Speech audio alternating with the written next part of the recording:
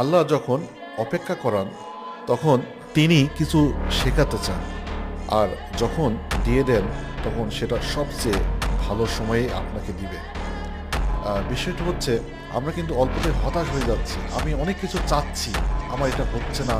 আপনি মনের মতন অনেক কিছু আল্লাহর কাছে চাচ্ছেন, আল্লাহ দিলে আল্লাহ কী অসুবিধা, আমি পাচ্ছি না কেন? আপনি পাচ্ছেন না, হয়তো আল্লাহ তাআলা এখন চাচ্ছেন না। এইটা এই মুহূর্তে আপনার জন্য অতটা দরকার না যতটা আপনি দরকারি মনে করছেন। কিন্তু এইটা যখন আল্লাহ তাআলা আপনাকে দেবে, এটা আপনার কল্পনার বাইরে থাকবে, এটা অনেক বেশি দরকারি হবে। এটা আপনি বুঝবেন, ইনস্ট্যান্ট বুঝতে পারবেন না। যখন বুঝবেন সেই ম্যাচুরিটিটা এই মুহূর্তে আপনার নাই। আপনার জ্ঞান বুদ্ধি চিন্তার সাথে এই চিন্তা কখনোই মিলবে না, সেজন্য সবর করতে হবে। বারবার আল্লাহর কাছে চাইতে থাকুন, ইনশাল্লাহ আপনার মনের আশা পূরণ হয়ে যাবে একদিন। হাল ছেড়ো না, কারণ তুমি জানো না ঠিক কোন সিজদায় তোমার কষ্টগুলো গলে পড়বে, তোমার দোয়া কবুল হয়ে যাবে।